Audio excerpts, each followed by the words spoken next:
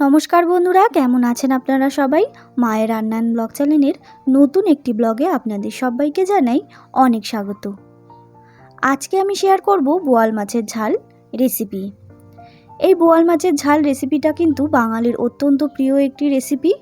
আমার অনেক বন্ধুরাই আছে এই বোয়াল মাছ হয়তো খান না।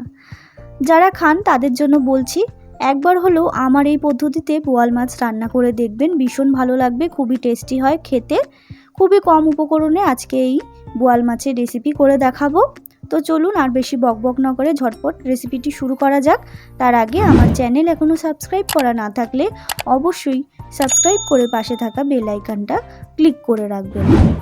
প্রথমেই আমি এখানে 750 গ্রাম বোয়াল মাছ নিয়েছি। মাছটাকে ভালো করে ধুয়ে পরিষ্কার করে নিয়েছি। এইবার বেশ কিছুটা পরিমাণ লবণ এবং হলুদ গুঁড়ো আমি মাখিয়ে নেব। একটু লবণটা বেশি করে দেবেন, যেহেতু ভারী মাছ তাই লবণটা কিন্তু ঢুকবে না অল্প দিলে। এবার দিয়ে দিচ্ছি পরিমাণ মতো সর্ষের তেল। সর্ষের তেলটা এই কারণেই দিলাম, যেহেতু আঁশছাড়া মাছ ভাজার সময় সর্ষের তেল দিয়ে দিলে একটুখানি কম ফাটবে। এবার ভালো করে মেখে রেখে দেবো কিছুক্ষণ। এদিকে কিছু মশলা নিয়েছি রসুন, কাঁচা লঙ্কা, টমেটো এবং পেঁয়াজ। আমি এখানে দুটো পেঁয়াজ ব্যবহার করেছি, একটা টমেটো, কয়েকটা কাঁচা লঙ্কা এবং কয়েক কোয়া রসুন। এবার মিক্সিং জারের মধ্যে দিয়ে একটু জল দিয়ে একটা মিহি পেস্ট তৈরি করে নেব।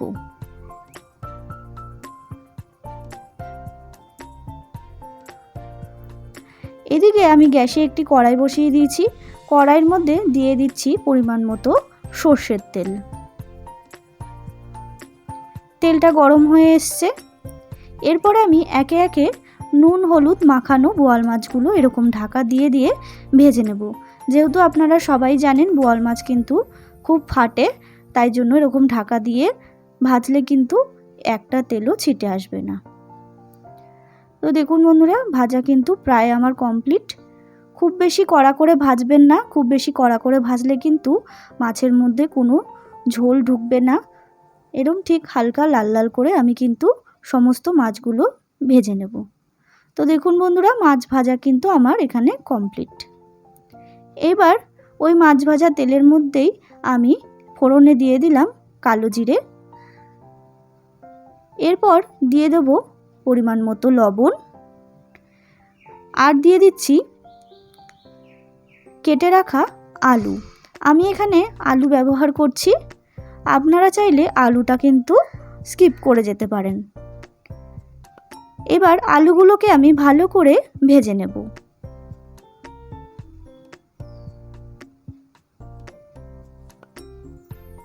তো দেখুন বন্ধুরা, আলুগুলো কিন্তু আমার খুব ভালো করে ভাজা হয়ে গেছে। এরপরে আমি যেই মিক্সিতে পেস্টটা তৈরি করেছিলাম সেই পেস্টটা আমি দিয়ে দিলাম, একটু নাড়াচাড়া করে নেব। এরপর দিয়ে দিচ্ছি পরিমাণ মতো হলুদ গুঁড়ো, আর দিয়ে দেবো পরিমাণ মতো লঙ্কার গুঁড়ো। এরপর দেবো মিক্সিং বাটির মধ্যে একটু জল ধুয়ে দিয়ে দেবো সেই মশলার ধোয়া জলটা। এইবার বেশ ভালো করে কিন্তু কষাতে হবে সমস্ত মশলাগুলো, একদম কষিয়ে কিন্তু জলটা শুকিয়ে নিতে হবে। তো দেখুন বন্ধুরা, সমস্ত মশলা কিন্তু খুব ভালো করে কষানো হয়ে গেছে, দেখতেই পাচ্ছেন জলটা কিন্তু একেবারে আমার এখানে শুকিয়ে এসছে। এরপরে আমি সামান্য পরিমাণ জল দিয়ে দিলাম, যেহেতু আলুটা একটু সেদ্ধ হবে। আপনারা যে যেরকম ঝোল খাবেন কিংবা যে যেরকম কারি খাবেন সেই পরিমাণ জল দিয়ে দেবেন। জলটা দিয়ে দিতে হবে ভেজে রাখা বোয়াল মাছগুলো।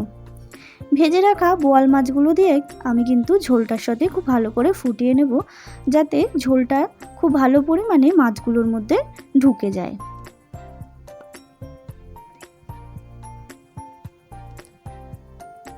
তো বন্ধুরা দেখতেই পাচ্ছেন আমার কিন্তু এদিকে মাছটা একেবারে ফুটে এসছে, ঝোল কিন্তু বেশ পরিমাণে মাছের মধ্যে ঢুকে গেছে। আমার কিন্তু রেডি এই বোয়াল মাছের ঝাল রেসিপি। এইবার গরম গরম ভাতের সাথে সার্ভ করে দিন এই বোয়াল মাছের ঝাল রেসিপি। তো বন্ধুরা, আমার এই রেসিপিটা কেমন লাগলো অবশ্যই কমেন্ট করে জানাবেন, এবং ভালো লাগলে অবশ্যই একটা লাইক করবেন, শেয়ার করবেন, আমার চ্যানেলটাকে সাবস্ক্রাইব করতে ভুলবেন না। আমার যারা নতুন বন্ধুরা আছে তারা সাবস্ক্রাইব করবেন, আর যারা পুরনো বন্ধুরা আছে তারা আমার পাশে থাকবেন। দেখা হবে নতুন একটি রেসিপির সাথে নতুন একটি ব্লগে। ততক্ষণের জন্য ভালো থাকবেন, সুস্থ থাকবেন।